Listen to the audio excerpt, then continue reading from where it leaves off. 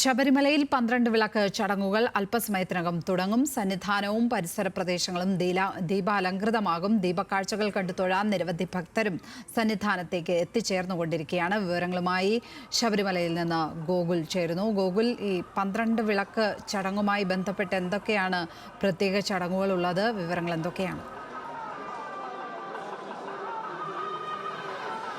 ലക്ഷ്മി, നിലവിൽ ശബരിമലയിലെ മണ്ഡലകാലത്തിലെ പ്രധാനപ്പെട്ട ചടങ്ങുകളിലൊന്നായിട്ടുള്ള 12 വിളക്ക് ചടങ്ങ് ഇപ്പോൾ ശബരിമലയിൽ ആരംഭിച്ചിരിക്കുകയാണ്. നിലവിൽ സന്നിധാനവും പരിസര പ്രദേശങ്ങളും ഒക്കെ തന്നെ ദീപാലങ്കൃതമായിട്ടുള്ള മനോഹരമായ വർണ്ണാഭമായിട്ടുള്ള ഒരു കാഴ്ച തന്നെയാണ് നമുക്ക് കാണാനായിട്ട് സാധിക്കുന്നത്. വൈകിട്ട് ഇപ്പോൾ ദീപാരാധനയ്ക്ക് ശേഷമാണ് സന്നിധാനവും പരിസര പ്രദേശങ്ങളുമൊക്കെ മുഴുവൻ ദീപങ്ങൾ കൊണ്ട് അലങ്കരിച്ചുകൊണ്ടുള്ള ഈ ഒരു കാഴ്ച നമുക്കായിട്ട് അല്ലെങ്കിൽ ഭക്തർക്കായിട്ട് ഒരുക്കിയിരിക്കുന്നത്. നമുക്കറിയാം, സന്നിധാനത്തിന് നേരെ മുന്നിൽ ഉള്ള ഒരു വിളക്ക് അത് മുഴുവൻ ദീപം തെളിയിക്കും. ഒപ്പം സന്നിധാനത്തിന്റെ പരിസര പ്രദേശങ്ങൾ 18-ാം പടിക്ക് ഇരുവശവും കർപ്പൂര ദീപങ്ങൾ കത്തിച്ചുകൊണ്ട് ഉള്ള ഒരു കാഴ്ചയാണ് ഈ ദീപക്കാഴ്ച എന്ന് പറയുന്നത്. സാധാരണഗതിയിൽ വൃശ്ചികം 12-നാണ് ഈ ഒരു പ്രത്യേക ചടങ്ങ് നടത്താറായിട്ടുള്ളത്. പ്രത്യേകിച്ച് നമ്മുടെ നാട്ടിൻപുറങ്ങളിലെ ക്ഷേത്രങ്ങളിലൊക്കെ ഈ ദിവസം തൃക്കാർത്തിക ഉത്സവം പോലെ വിളക്കുകൾ ദീപങ്ങൾ തെളിയിക്കാറുള്ളതാണ്. ശബരിമലയിലും അതുപോലെ തന്നെയാണ്. നിലവിൽ ഈ 12 വിളക്കുമായി ബന്ധപ്പെട്ട് മുഴുവൻ ഈ പ്രദേശം മുഴുവൻ ഇങ്ങനെ ഇത്തരത്തിൽ കർപ്പൂര ദീപങ്ങൾ തെളിയിച്ചുകൊണ്ടുള്ള ഒരു മനോഹരമായിട്ടുള്ള കാഴ്ചയാണ്. ദീപാരാധനയ്ക്ക് ശേഷമാണ് ഈ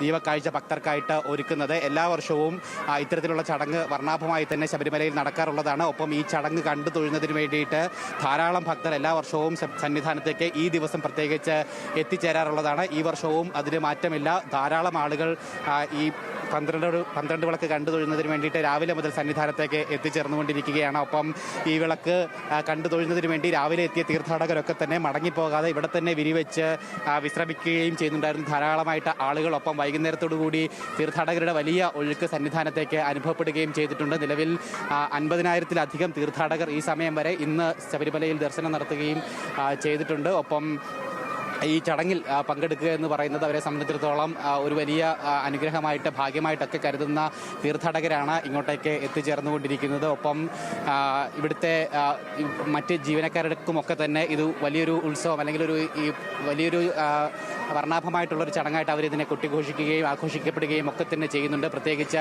ജീവനക്കാരുടെ നേതൃത്വത്തിലാണ് ഇവിടെ ഈ ഒരു ചടങ്ങ് നടക്കുന്നു എന്നുള്ളതാണ്. ദേവസ്വത്തിൻ്റെ ജീവനക്കാരും അതോടൊപ്പം തന്നെ പോലീസിൻ്റെയും മറ്റ് സേനാ വിഭാഗങ്ങളും എല്ലാവരും ഒരുമിച്ചാണ് ഇവിടെ ഈ ചടങ്ങ് അയ്യപ്പന് മുന്നിൽ നടത്തുന്നത്. അവരാണ് ദീപങ്ങളൊക്കെ തെളിയിച്ചുകൊണ്ട് ഭക്തർക്ക് വേണ്ടിയിട്ട് ഈ മനോഹരമായിട്ടുള്ള കാഴ്ച ഒരുക്കുന്നത്, വർണ്ണക്കാഴ്ച ഒരുക്കുന്നത്. ഒപ്പം ഇതുമായി ബന്ധപ്പെട്ട് പ്രത്യേക ചടങ്ങുകളൊന്നും തന്നെ സന്നിധാനത്ത് ഇല്ല. ഈ പുറമേയുള്ള വർണ്ണക്കാഴ്ചകളും ദീപം തെളിയിക്കുന്ന ചടങ്ങുകൾ മാത്രമാണ് 12 വിളക്കുമായി ബന്ധപ്പെട്ട് ഉള്ളത്. പ്രത്യേക പൂജാ ചടങ്ങുകളൊന്നും തന്നെ ഇല്ല. ദീപാരാധനയ്ക്ക് ശേഷമാണ് ഈ ചടങ്ങ് നടക്കുന്നത് എന്നുള്ളത് മാത്രമേ ഉള്ളൂ. ഒപ്പം ഇപ്പോൾ ദീപാരാധന പൂർത്തിയായി പുഷ്പാഭിഷേക ചടങ്ങുകളിലേക്ക് സന്നിധാനം കടന്നിരിക്കുകയാണ്. ഒപ്പം ഭക്തരുടെ വലിയ നിര നമുക്ക് കാണാനായിട്ട് സാധിക്കുന്നുണ്ട്. പ്രത്യേകിച്ച് സന്നിധാനത്തിന്റെ ഈ താഴ്ഭാഗത്തും 18-ാം പടിക്ക് താഴെയും ഒക്കെ തന്നെയായിട്ട് ധാരാളം തീർത്ഥാടകരെ നമുക്ക് കാണാനായിട്ട് സാധിക്കുന്നുണ്ട്.